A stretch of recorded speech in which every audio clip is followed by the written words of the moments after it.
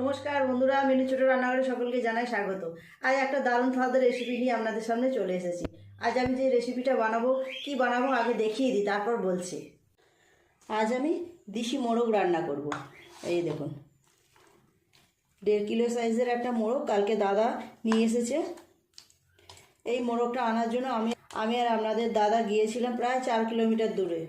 ওখান থেকে কিনে নিয়ে এসেছি। আমাদের বাজারে খুব একটা এইরকম ধরনের মোরগ মুরগি দেশি জিনিসটা খুব একটা পাওয়া যায় না, তার জন্য অনেক দূর থেকে এটা কিনে নিয়ে আসা হয়েছে। আর এই মাংসটা রান্না করার জন্য যা যা লাগবে সমস্ত কিছু আমি গুছিয়ে নিয়েছি। এখানে আলু, অনেকটা পেঁয়াজ, টমেটো। প্রথমে মাংসটা আমি ম্যারিনেট করে নেব।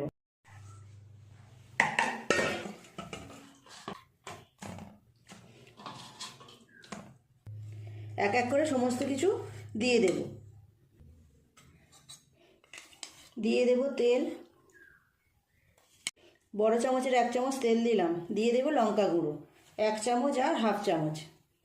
হলুদ গুঁড়ো দেব 2 চামচ পরিমাণ। আদা বাটা দেব। দিয়ে দেব রসুন বাটা, টমেটো কুচি, দিয়ে দেব কিছুটা পেঁয়াজ। হাত দিয়ে খুব ভালো করে সমস্ত মশলার সাথে মাংসটাকে মিশিয়ে নেব। এর আগে আমি 2-3 বার এই মাংস খেয়েছি, কিন্তু আমি নিজে কোনোদিনও রান্না করিনি। দোকান থেকে মাংসটা কেটেই নিয়ে আসা হয়েছে।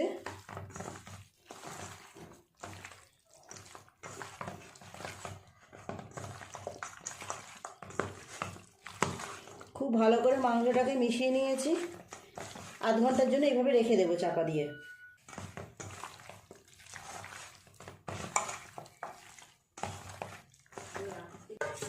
আধ ঘন্টা পর আমি মাংসটা রান্না করব। আধ ঘন্টার বেশি সময় মাংসটাকে ম্যারিনেট করে রেখে দিয়েছি। আলুগুলো আগে ভেজে নেব।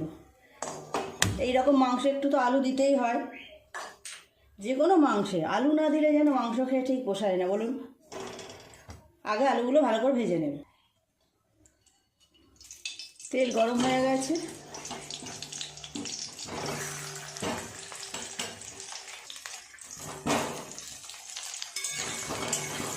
মাংসের আলু একটু লাল লাল করে ভাজলেই ভালো লাগে, লাল লাল করে ভেজে নেব। অল্প একটু হলুদ গুঁড়ো দিয়ে দেব।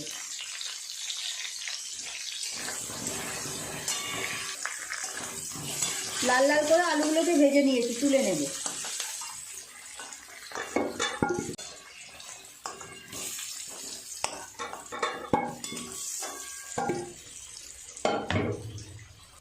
ফোড়নে দেব শুকনো লঙ্কা, তেজপাতা, গোটা মশলা।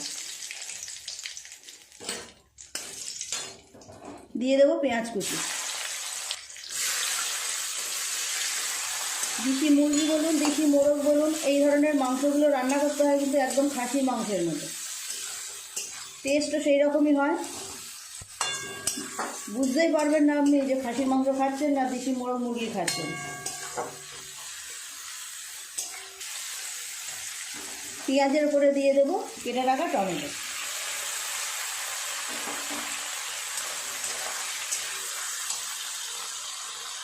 কয়েক কোয়া গোটা রসুন দিয়ে দিলাম।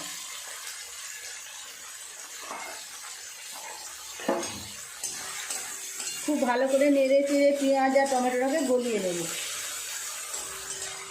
নুনটা দিয়ে দেব। বড় চামচের 1 চামচ নুন দিলাম।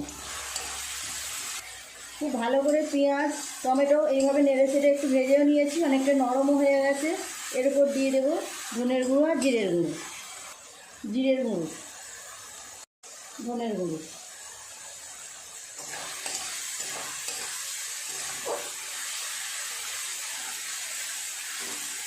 এর উপর দিয়ে দেব ম্যারিনেট করে রাখা মাংস।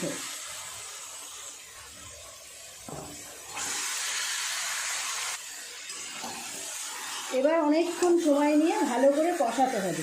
যেমনভাবে খাসির মাংস কষানো হয় ওইভাবে কষাতে হবে। মাংস কষাতে কষাতেই অনেকটা সিদ্ধ হয়ে যাবে।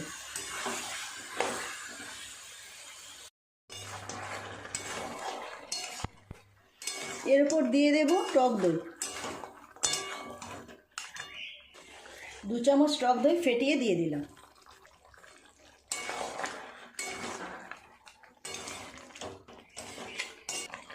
এক চামচ কাশ্মীরি লঙ্কা গুঁড়ো, সুন্দর রং আসার জন্য।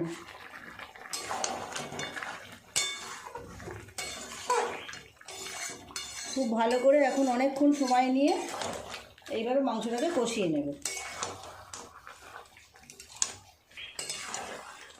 বেশ অনেকক্ষণ সময় নিয়ে মাংসটাকে কষালাম, এখনও আরও কিছুক্ষণ সময় কষাতে হবে। যত ভালো কষানো হবে মাংসের স্বাদ তত ভালো হবে। দিয়ে দেব ভেজে রাখা আলুগুলো।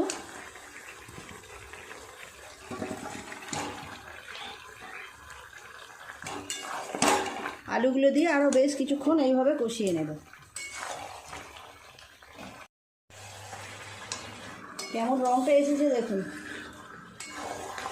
প্রায় আধ ঘন্টা সময় নিয়ে এইভাবে কষিয়ে দিলাম মাংসটা। প্রথম রান্না করলাম, আপনাদের সাথে আগেই বলেছি, জানি না কেমন টেস্ট হবে। খেয়ে রান্না কেমন হয়েছে তার রিভিউটা পরের ভিডিওয় দেব। সবাই খাক, খেয়ে বলবে কেমন হয়েছে। পরের ভিডিওয় আপনাদেরকে জানিয়ে দেবো দিশি মোরগের স্বাদ কেমন হয়েছিল রান্নার পরে। যত ভালো কষানো হয় এইসব মাংস তত ভালো স্বাদ আসে।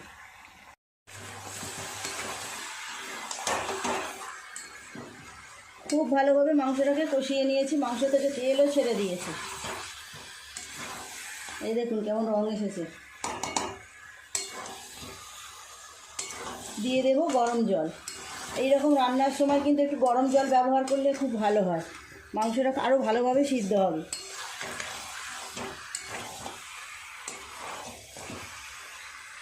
এই দেখুন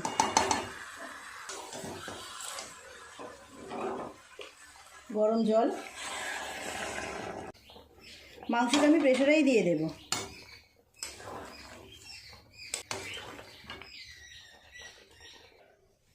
বড় প্রেসার কুকার নিয়েছি, প্রেসার কুকারের মধ্যে ঢেলে দেব।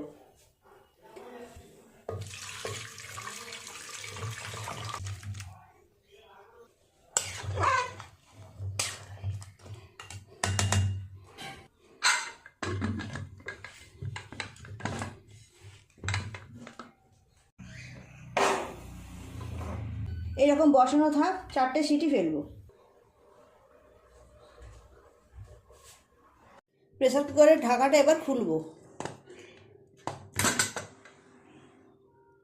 ওফ, কি সুন্দর অপূর্ব গন্ধ বের হচ্ছে, একদম পুরো খাসির মাংসের মতো লাগছে দেখুন। 4টে সিটি দিয়ে আমি বেশ কিছুক্ষণ গ্যাসটা অফ করে বসিয়ে রেখেছিলাম। এবার ঢাকাটা খুলেছি, আপনাদের দেখাবো কেমন সিদ্ধ হয়েছে দেখে নেব। এই দেখুন খুব ভালোভাবে সিদ্ধ হয়ে গেছে, একদম দেখে মনে হচ্ছে খাসির মাংস, আর গন্ধটাও তেমন সুন্দর বেরোচ্ছে। কাউকে না বললে মনে হয় কেউ বুঝতেই পারবে না যেটা খাসির মাংস নয়। এই দেখুন খুব সুন্দরভাবে সিদ্ধ হয়েছে। অন্য জায়গায় ঢেলে নেব।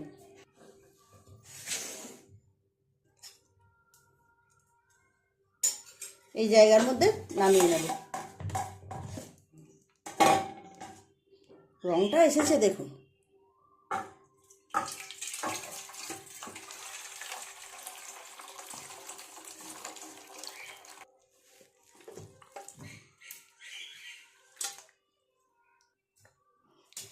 কেমন হয়েছে দেখুন বন্ধুরা। গ্রেভিটাও কিন্তু বেশ গাঢ় গাঢ় হয়েছে, ঘন ঘন। আর নতুন আলু দিয়ে যেহেতু করা, এটা আরও একটু ঠান্ডা হলে আরও গাঢ় হয়ে যাবে। অপূর্ব সুন্দর সিদ্ধ হয়েছে, আপনারা দেখলেন। খুব সুন্দর দেখতেও হয়েছে, গন্ধটাও অপূর্ব সুন্দর বেরোচ্ছে।